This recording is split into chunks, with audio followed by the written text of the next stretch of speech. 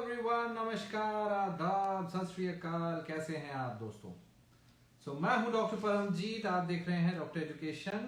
और आज आज आपके साथ हम डिस्कस करने वाले हैं स्पर्म काउंट और एज़ूस्पर्मिया के बारे में। तो जल्दी से ज्वाइन करवा लेते हैं आज हमारे स्पेशल गेस्ट डॉक्टर जय मेहता। डॉक्टर मुंबई से हैं और ये बहुत ही बढ़िया गायनेकोलॉजिस्ट हैं, आईवीएफ स्पेशलिस्ट हैं। हम इनको वेलकम करते हैं। आप लोग भी आइए। Hello doctor Jay, how are you? Hi, Dr. Paramjeet. Thank you for having me over. Nice to have you, nice to have you and glad आप समय निकाल के आए हैं। बढ़िया।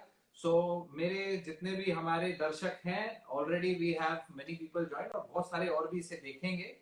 उनके लिए मैं बता दूं, doctor Jay practicing in Mumbai is an IVF specialist और श्री आईवीएफ है जो इनका सेंटर है। Is the director there. ये इस फील्ड के स्पेशलिस्ट हो गए। अब इनसे हम बात करेंगे इन्हीं की फील्ड की एक इम्पोर्टेंट टॉपिक के बारे में। और आज सबसे पहले डॉक्टर साहब, आप बताना चाहेंगे अपने बारे में कुछ? नहीं, I think all what you spoke is enough. There is no need to say anything. आपने जो बताया वो सब ठीक है। Very nice, very nice. तो वेरी हम्बल ऑफ यू। इनका एक यूट्यूब चैनल भी है, मैं लिंक उसका बाद में डिस्क्रिप्शन में डाल दूंगा और you can check it out YouTube channel. He is also into patient education और यही हमारा ऑब्जेक्टिव है कि जितने डॉक्टर्स मिलके पेशेंट एजुकेशन के लिए आगे बढ़े, उतना अच्छा एजुकेशन सिस्टम हमारे इंडिया का होता जाएगा। और यही हमारा एक पहल है, ऑब्जेक्टिव है। आज हम पेशेंट एजुकेशन के लिए एज़ूस्पर्मिया पे डिस्कस करेंगे। डॉक्टर साहब, आप पहले बताओ, आपके पास तो बहुत केसेस आते होंगे, तो एज़ूस्पर्मिया कितना कॉमन है? सबसे पहला सवाल तो ये है। और सबसे पहले होता क्या है, पहले ये आप बताइए। See, actually, Dr. Paramjeet, we are a referral unit. हम पूरे इंडिया का रेफरल यूनिट है for azoospermia. So obviously the number of azoospermia patients जो हम देखते हैं वो बहुत ज्यादा है। It's a lot because across the country वाले पेशेंट्स आते हैं। But if you look at a broad average of how common is azoospermia, तो पूरे मेल इनफर्टिलिटी में जितने भी मेल्स को इनफर्टिलिटी होती है उसमें तकरीबन 10%, approximately 10% of patients will have azoospermia to very very severe oligospermia. Azoospermia का आपने मुझे just you just told me to tell what is azoospermia. वो भी बताना है। Yeah, see, azoos basically when we talk, जब हम बात करते हैं, अपने को पता है कि males में sperm production is limitless, correct? It's absolutely limitless. But on an average कोई भी अगर आप नॉर्मल मेल को देखते हैं तो तकरीबन 15 to 20 मिलियन तक का स्पर्म काउंट नॉर्मल बोला जाता है। अगर आप इंडियन टर्म्स में बात करें तो इसका मतलब 1.5 से 2 crore sperm. Okay, this is normal. Azoospermia में वो कंडीशन है जहां पे ये चीज होता है zero. It is zero. That's the thing. या एंड दैट्स द प्रॉब्लम। बहुत बड़ी बात है, ये बहुत बड़ी बात है कि एक मेल, एक ऐसा पुरुष जो स्पर्म बना ही नहीं पा रहा है, जिसके अंदर बन ही नहीं पा रहे, जीरो है। मतलब ऐसे पुरुष का रिप्रोडक्शन करना कितना इम्पॉसिबल हो जाएगा, ये आप सोच के देखो। ऐसे इसको एज़ूस्पर्मिया बोलते हैं और यही कम हो जाता है तो उसको ओलिगोजूस्पर्मिया बोलते हैं। यही चीज का सबसे बड़ा ट्रीटमेंट जो है, सबसे बड़ा सेंटर जो है इंडिया में, मतलब आपके पास लोग रेफर करते हैं दिल्ली, मुंबई में, तो बहुत बड़ी बात है। आप फिर इसको कैसे इवेलुएट करते हो पेशेंट के साथ?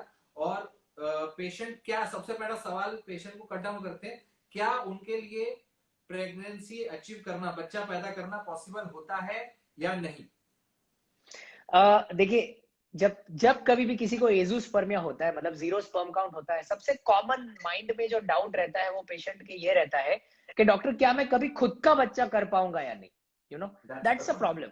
एंड आज देखिए, कोई भी जब कभी भी किसी की भी शादी होती है, व्हाट डू दे वांट? उनको चाहिए कि उनको उनका खुद का बच्चा हो जाए। यू नो, ये ग्लोबल रूल है, नॉट इंडिया का रूल, ये पूरे वर्ल्ड वाइड का रूल है। यू नो, बिल्कुल। फॉर्चुनेटली, जो मेरा रिलीजियस बैकग्राउंड है, जिस धर्म को मैं बिलोंग करता हूं, मेरे धर्म में डोनर या सरोगसी करना अलाउड नहीं है। तो when probably we started this, it was के we have to do something on this. ऐसा नहीं है that we were the first people to do it in our country, ऐसा बिल्कुल नहीं है। हमारे पहले भी हमारे सीनियर्स ने इसकी ट्रीटमेंट की है। बट वन मस्ट रिमेंबर कि जब कभी भी एजोस्पर्मिया होता है, there is always a hope that they will have their own child.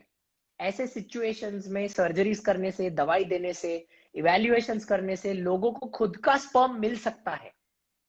Okay, so here we are talking about, तो उनका स्पर्म नहीं बन रहा, वो हम स्पर्म एक्चुअली बनवाना शुरू कर सकते हैं थ्रू सम वेज, राइट?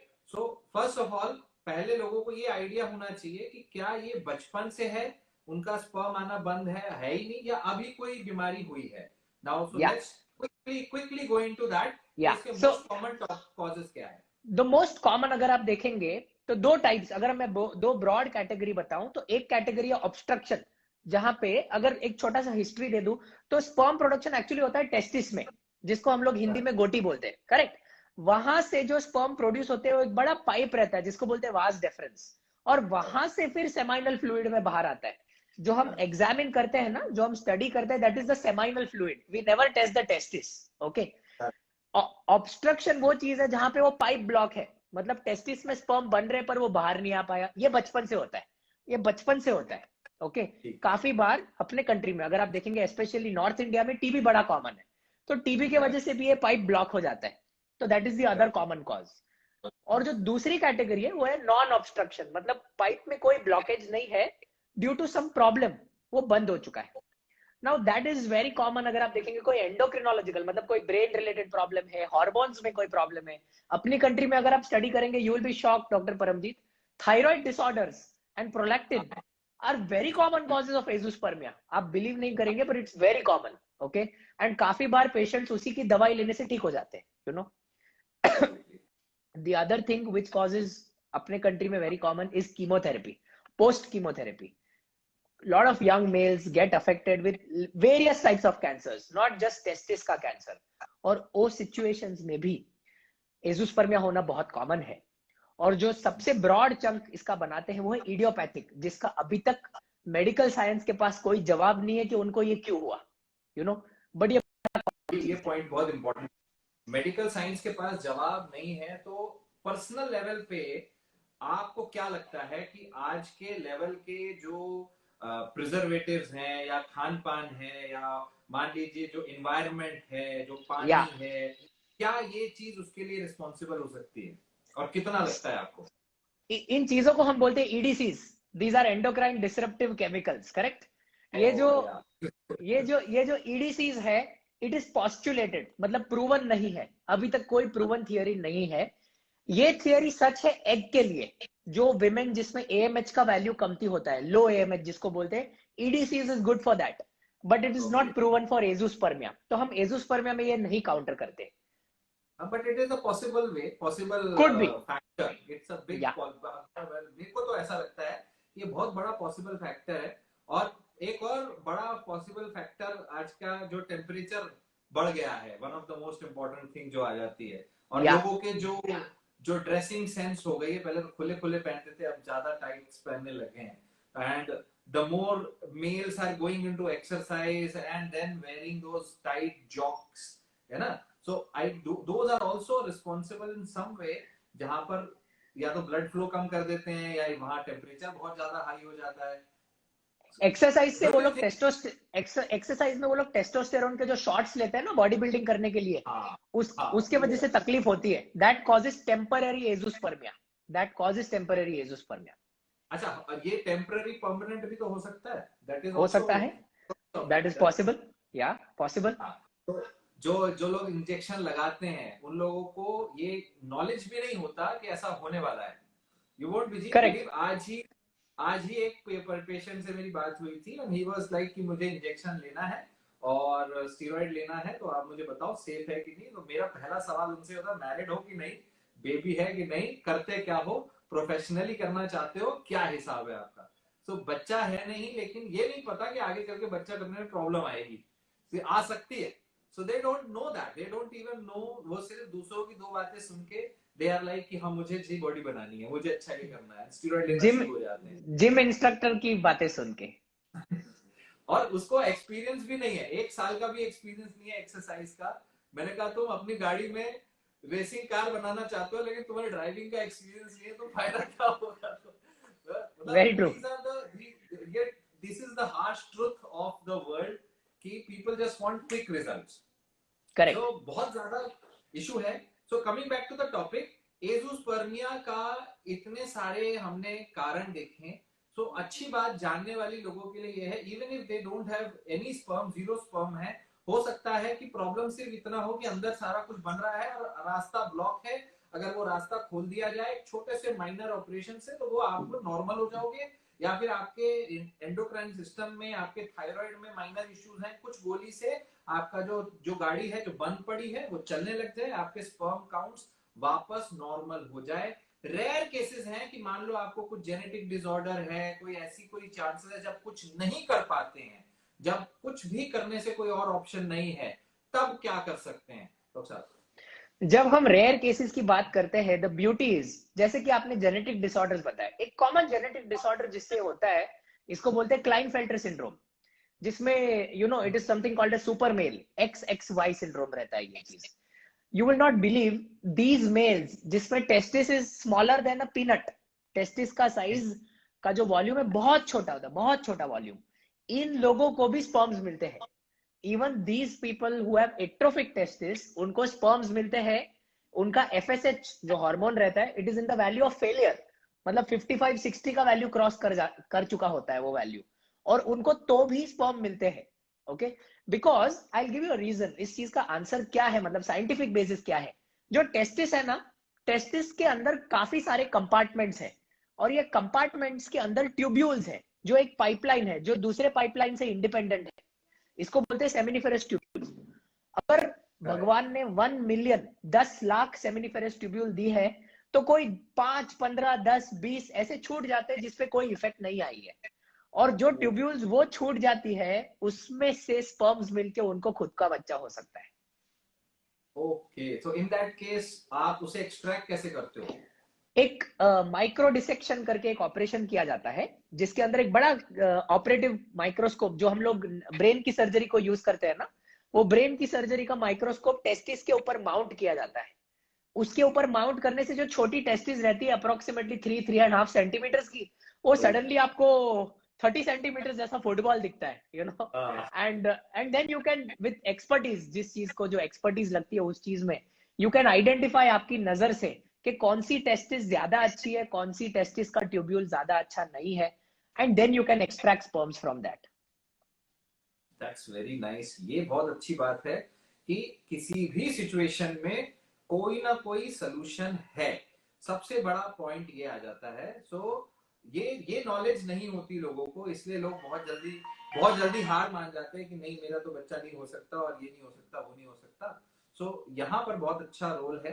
अच्छा, आप इस बात में थोड़ा सा अपना बताओ कि अगर आपका एजोस्पर्मिया है या ओलिगोजूस्पर्मिया है, तो ऐसे में ऑब्वियसली अगर हम एक्सट्रैक्ट कर रहे हैं, अगर हम वो नहीं कर पा रहे, वापस उनके स्पर्म काउंट नहीं बढ़ा पा रहे हैं, तो एक्सट्रैक्शन से फिर हम या तो आर्टिफिशियल इंसेमिनेशन करेंगे या IVF करेंगे, ऐसा ही कुछ करना पड़ेगा, या उसमें या भी और सो ऑप्शंस हैं? नहीं नहीं, ऑब्वियसली अभी देखिए, जब हम टेस्टिस में से स्पर्म्स एक्सट्रैक्ट करने की बात करते हैं, तो वो सिचुएशन में it is always with IVF, और उसमें भी IVF का ऊपर का प्रोसीजर जिसको बोलते हैं ICSI,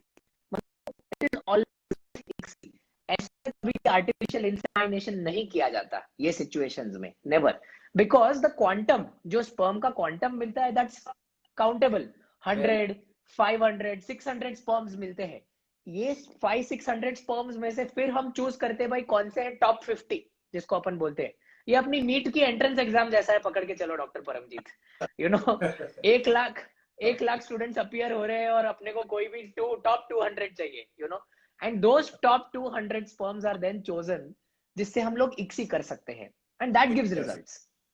that's very nice, that's very. तो ये एक सिलेक्टिव चीज होगी, मतलब हम सिलेक्ट करके बेस्ट स्पर्म जो अवेलेबल है, और आपके खुद के स्पर्म आपके बच्चे के क्रिएशन में इस्तेमाल किए जा सकते हैं। तो at the end of the बिल्कुल। डे, द जो आप यहाँ से एक लेके जाओगे, जो मैसेज है वो ये है कि एक अच्छे गायनेकोलॉजिस्ट के गाइडेंस में आपका कोई भी प्रॉब्लम हो, चाहे वो हाईएस्ट जेनेटिक प्रॉब्लम जैसा भी क्यों ना हो, देयर आर सॉल्यूशंस। आज के डेट में एक सॉल्यूशन है अवेलेबल, मगर आपको एक अच्छे डॉक्टर के पास जाना पड़ेगा, नॉलेजेबल डॉक्टर के पास जाना पड़ेगा, और वो डॉक्टर से अपने केस को डिस्कस करना पड़ेगा। वेरी इंपॉर्टेंट, आपको खुद को एजुकेटेड होना पड़ेगा। So that, true, how do you say, क्या कहते हैं, है कि नहीं? So that is very the true. most important. So इसी टॉपिक पे हम एक नेक्स्ट टाइम आपके साथ डिस्कस करेंगे लो एएमएच के बारे में, जो फीमेल्स के लिए थोड़ा स्पेसिफिक हो जाएगा। और करेक्ट। ये टॉपिक बहुत अच्छा लगा लोगों को भी, मेरे को भी थोड़ा बहुत सीखने को मिला, नई चीज, फुटबॉल वाला बहुत अच्छा पॉइंट्स था वो। So I was excited about that. So I'll next just tell time, one thing. I'll just tell one thing, which normally people miss out on. देखिए, whenever there is azoospermia, remember, it causes a lot of depression. कोई भी mail को अगर ये लगता है ना कि मुझे एजोस्पर्मिया कैसे हो सकता है डॉक्टर, मैं तो नॉर्मल हूँ, मैंने पढ़ाई की है, मैं इंजीनियर हूँ, मैं I can have normal intercourse, मैं सेक्सुअल एक्टिविटी में मुझे कोई प्रॉब्लम नहीं, तो एजोस्पर्मिया कैसे हो सकता है? ये एक acceptance, no, the most important thing is accepting it. Once you अच्छा, accept, denial there is is a big, treatment. Yeah, right. Denial is a big problem. नहीं, but yeah. then see, अगर हम इसे पाइपलाइन जैसा समझते हैं, तो जी, आपकी टांकी में पानी है लेकिन नीचे नहीं आ रहा है, ये तो कोई समझ सकता है कि बीच में कुछ फंस गया होगा। और अगर टांकी भर नहीं रही है तो मोटर खराब होगी, भाई कुछ तो बिल्कुल। प्रॉब्लम है। तो इसमें इतना इतना प्रॉब्लम लेने वाली बात नहीं है। मेरा देखिए, मेरा तो हिसाब बहुत सिंपल है। मैं तो उनको इसी तरीके से समझा देता हूँ। लोग जब ऐसे करते हैं, लोग कई बार कहते हैं कि मैं तो यार मुझे टेस्ट नहीं कराना, डॉक्टर साहब सिर्फ दवा दे दो, ऐसे दो। मैं क्या, गाड़ी है तुम्हारे पास? 3 महीने में गाड़ी का तुम जाके चेकअप कराते हो, खुद का नहीं करा सकते हो? मैं तो that is the most important thing कि या पीपल इन इंडिया, दे, जब आता ना बात, they actually don't believe so much on doctors. तो सबसे बड़ा प्रॉब्लम ही यही है, बिकॉज डॉक्टर्स उतना मनी माइंडेड हो गए आज के डेट में, या कॉर्पोरेट सिस्टम हो गया, या कह लीजिए लोग बताते नहीं है, डॉक्टर समझाते नहीं है, लोगों को लगता है हमें पता ही नहीं चल रहा। So it's a huge issue, and that's why आपके जैसे, हमारे जैसे डॉक्टरों का ऑनलाइन आना बहुत जरूरी है, ताकि लोगों को दिखे कि यस, डॉक्टरों को नॉलेज है, वो सिर्फ उड़ते तीर नहीं मार रहे हैं कि हाँ तुम ठीक हो जाओगे, तुम ठीक हो जाओगे। और यहाँ पर everything has a solution, but you need to get involve with your doctor, और डॉक्टर करेक्ट, अच्छा होना चाहिए, करेक्ट, वो सबसे करेक्ट, जरूरी है। अच्छा करेक्ट। डॉक्टर ढूंढना आपकी जिम्मेदारी है, हमारी नहीं, है कि नहीं? Very very true. सिंपल। तो very nice having you doctor जय, इट वाज अ प्लेजर। क्या है, इसको हम बहुत लंबा नहीं खींचेंगे वरना लोग इसे देखते नहीं है। सो हम इसीलिए कोशिश करते हैं हमारे 10-15 मिनट में इसको शॉर्ट में कंसाइज रखें, द मोर एंगेजमेंट हम बिल्ड करेंगे। और what we will do is, इसी तरह से हम एक डेट डिसाइड करके नेक्स्ट सेशन आपके साथ करेंगे लो एमएच पे, सॉरी, जरूर, हाँ लो एमएच पे, और फीमेल्स के लिए डिस्कस करेंगे। मीनवाइल जरूर। मैं देख लेता हूँ अगर कोई स्पेसिफिक कोई सवाल है, और ऐसे कोई मुझे वैसे इस टॉपिक पे सवाल तो नहीं दिख रहा, बट इट्स गुड। तो नेक्स्ट टाइम हम देख लेंगे अगर कोई सामान रह जाता है। और तो एक सवाल है, बॉडी में स्पर्म क्रिएट होने में कितना टाइम लगता है, और स्पर्म काउंट को बढ़ाने के लिए सबसे अच्छा फूड कौन सा है? डॉक्टर साहब बताइए। अगर बॉडी में अगर आप देखेंगे तो स्पर्म साइकिल जो रहती है, दैट इज अप्रोक्सीमेटली 75 डेज। मतलब जो टेस्टिस के अंदर स्पर्म बनता है, राइट फ्रॉम इट्स प्रोजेनाइटर, मतलब ओरिजिन जहां से होता है, वहां से एक स्पर्म बनने के लिए तकरीबन 55-60 डेज जितना लगता है। और फिर एक पाथवे है जहां से वो बाहर आता है बॉडी के, उसको और तकरीबन 35 डेज ऐड कर लीजिए, तो अराउंड 90 डे का साइकिल रहता है स्पर्म प्रोडक्शन का। Okay, and if you look eight कौन सा फूड है जो जो सबसे जो स्पर्म प्रोडक्शन को हेल्प करता है, देखिए, lot of theories are there, पर आप बिलीव, अगर लोग बिलीव करते हैं, then it is the fact, because I'm highly, मैंने आयुर्वेदा का भी बहुत स्टडीज किया है इस चीज को लेके, तो आप बिलीव नहीं करेंगे, इस चीज का सबसे पहला medicine was founded out by Ayurvedic scriptures in India. There is something called as ashwagandha. Now, ashwagandha is an antioxidant, ये हमको सबको पता है। अश्व, हमारी संस्कृत पढ़ेंगे तो आ जाता है हॉर्स, घोड़ा। एंड जहां पे घोड़े की स्मेल आती है, उसके जो रूट्स रहते हैं ना, वो प्लांट्स के, उस प्लांट के एक्सट्रैक्ट्स को बोला जाता है अश्वगंधा के extracts, and that is the best antioxidant for sperms. Can you believe that? I believe in ashwagandha. मेरे लिटरली आप मानोगे, मेरे हर तीसरे प्रिस्क्रिप्शन में अश्वगंधा होता है. I prescribe it. So ashwagandha is very nice. It's a very good adaptogen. It's a stress reduce करता है. अकेले से stress reduce करने से आपके sperm count बढ़ सकते हैं. So a lot highly of possible benefits are there. तो आज के डेट में तो स्ट्रेस बहुत बड़ा फैक्टर है आपका. So that is there. So yes, मैं ये इस वीडियो की रिकॉर्डिंग YouTube पे डालने वाला हूँ, and you will be able to see this video again on my YouTube channel as well as doctor Jai's YouTube channel. तो डॉक्टर जय का YouTube चैनल ज्वाइन करिए, उनका इंस्टाग्राम फॉलो करिए. जितने ज्यादा डॉक्टर्स इस तरह से उठ के खड़े होंगे, हमारे आपके और इंडिया के फ्यूचर के लिए बहुत अच्छा है. सो इस एक नई पहल है हमारी एक्सपर्ट टॉक में, ऐसे और डॉक्टर्स आगे आए, हमारे साथ बात करें. So we are very very happy to have you doctor Jai. Thank you so much. इसको यहाँ पे एंड करते हैं. नेक्स्ट टाइम हम आपसे फिर मुलाकात करेंगे. Thank you so much doctor Paramjit. Good night. Bye bye. Take care.